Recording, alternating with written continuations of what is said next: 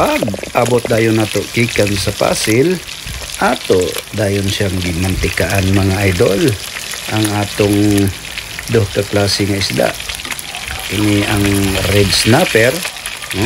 Ang kuan pa ayaw nato dili nato tuntog ang kini ang katambak. Sus kalami, no? So mga tilugon kining isda pag kining usa luto no, atong kuan ng mantika ang luto naming usa. Tawtara na to mga idol, puwa-puwa no, mag sa kuan pa kanamit gid no, sa salitang longgo pa kanamit gid lamig kayo sa Cebuano, lamig kayo, okay kayo. Ayan mga idol.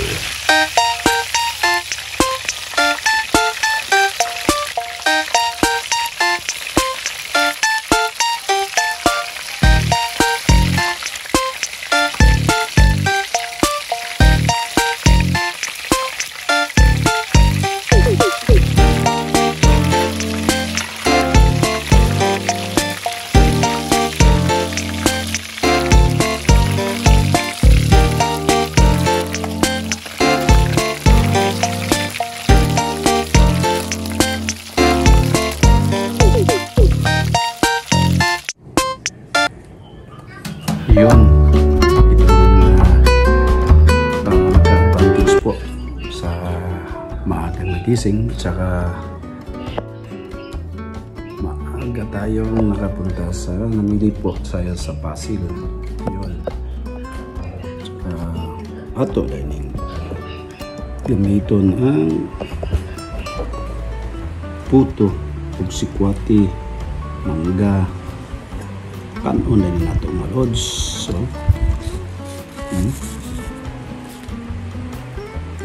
manggas ko ano,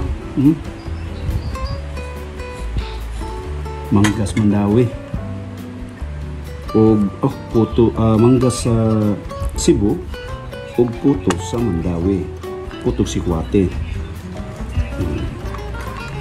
Ayun tidawa na to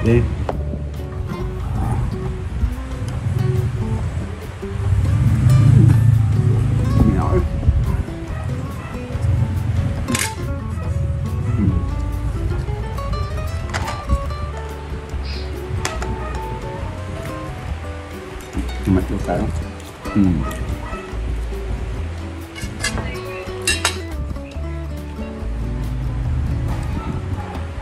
Ya, tulakan tayo na ito si Kwate.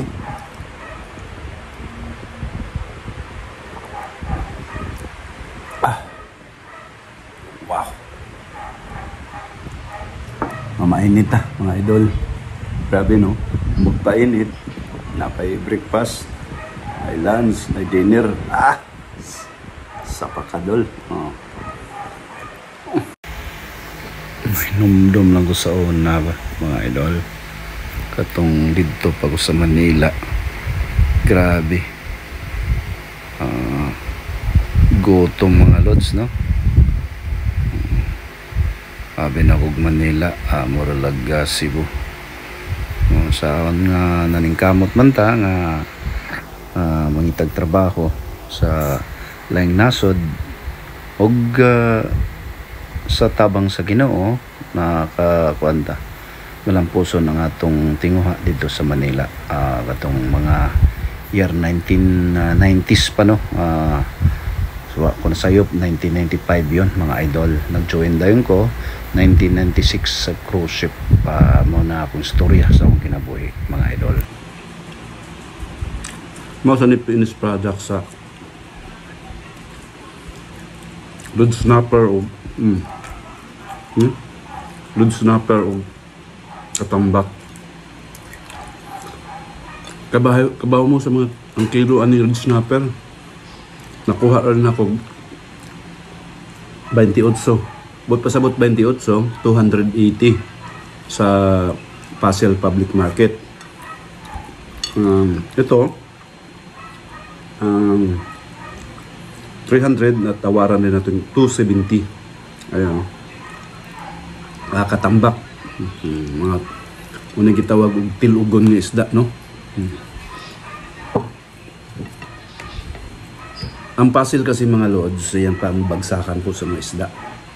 Yan, galing Zamboanga, Palawan.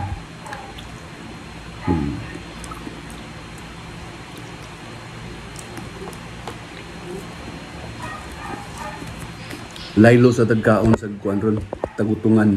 May muro mag ko ano, tigil ang tagkaon tagutungan.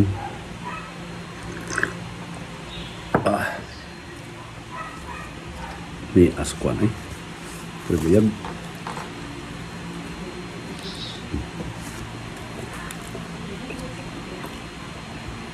Kotos Mandawe. Mantuyong. At bangjud sa barangay hall sa ano, sa sa Mantuyong.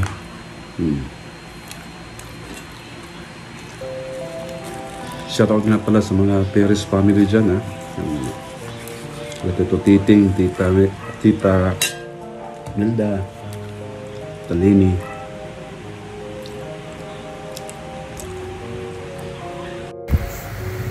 Mahinumdum ko sa una mga idol, mga kining pagkaulitaw na to. Muagi man gid tag liko.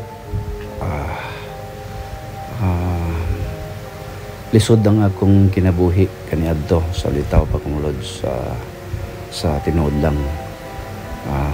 Medyo kapos sa pinansyal nga butang, no, mo tong nilupad ko sa Manila, nangitag trabaho, naming kamot, ikaluyon sa Ginoo, nakasakay ko sa cruise ship.